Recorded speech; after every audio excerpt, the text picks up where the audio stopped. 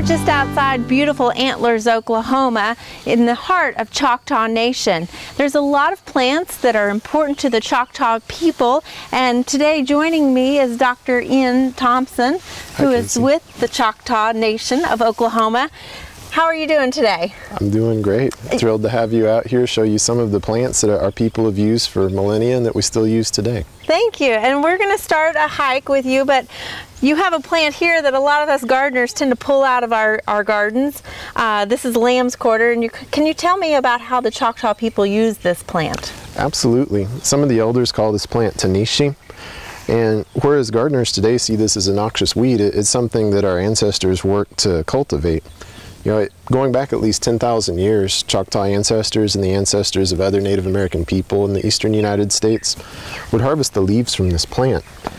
They have a taste somewhat like baby spinach, but it's more mild, and they are actually more nutritious than baby spinach. It's really a powerhouse for vitamins and minerals. Unlike spinach, you can harvest these through the whole growing season all the way up into August, and they're still nutritious. You can eat them raw like spinach. These do have some oxalic acid in them, so you want to be sure to drink plenty of water if you're going to eat them raw. Okay. That helps counterbalance it. Native American people enjoyed this plant so much that they started saving the seeds, and they would plant them in gardens, and eventually they created a new species. It's Berlandi, and it has larger seeds on it, larger seed heads. And back about 2,000 years ago, as you were going through the Midwestern United States, you wouldn't see cornfields, you'd see fields of this plant right here. Growing that were planted by Native people. When it grows up in the fall, I was talking about you can pick off the leaves through the whole growing season, but after that's passed, the leaves start to fall off, the seed heads start to mature, and they'll turn a purple color. You can collect those, and what a lot of people do is they'll just cut off the tip of the plant because it's done growing anyway, and then they'll hang those up over a sheet and let the seeds fall out. Now, another plant that we also use traditionally is right here. It's another one that's considered noxious in farmers' pastures. Isn't this ragweed? It sure is. You know, it can be a noxious weed if you look at it one way, but if you look at it another way, after it flowers a little bit later in the summer, it produces seeds that are really high in carbohydrates. And that was a traditional food for Choctaws and other Native American people. There are only 10 places in the world where agriculture is known to have been independently developed. And the eastern United States is one of those places. Plants like the ragweed, the lamb's quarter, knotweed, marsh elder, sunflowers, summer squash, all of those were domesticated by Native American people there thousands of years before European contact. And they were used to fuel societies that were built there. It's pretty impressive. Most people don't realize that how long agriculture has been practiced in the United States. Well, let's go see what else we can find. Sure.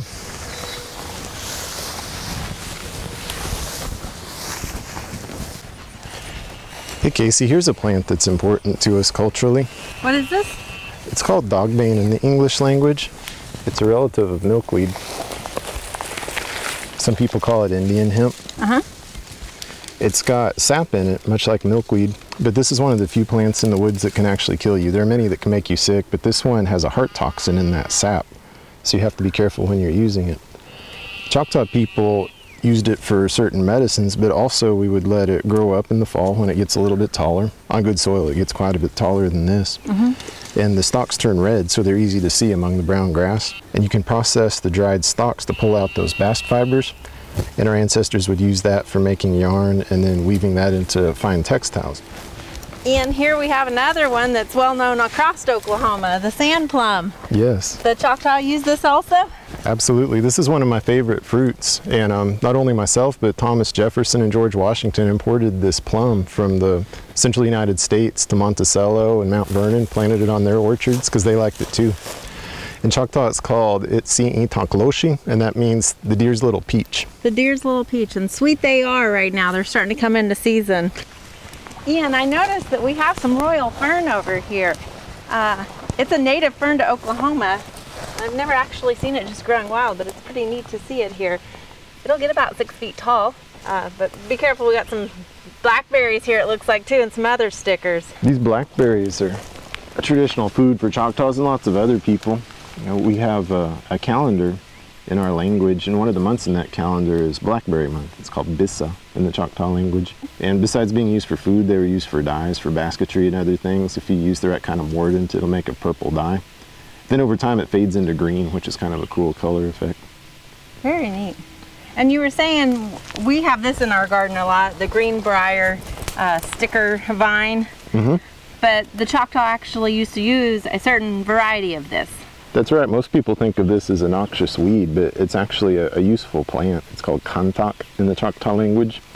And I've done some research. There are 20 different species of this genus that are from the United States. Some of those species that grow in our homeland produce roots that are huge in size, and if you slow cook them, in our case we'd slow cook them in an earth oven for maybe 20 hours or so, you know, all night and part of the day. When you dig them back up, they're really sweet and reddish color, and you can eat them something like a sweet potato.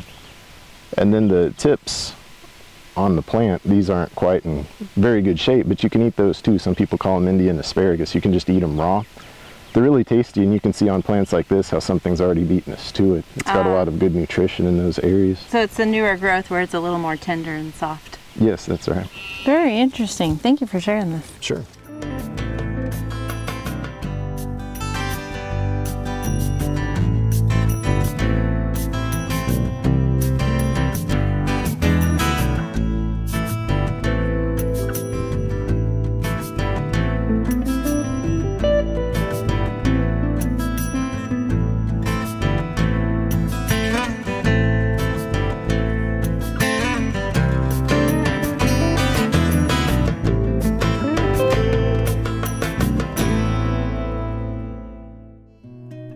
We hope you enjoyed this video. It's part of our Oklahoma Gardening YouTube channel.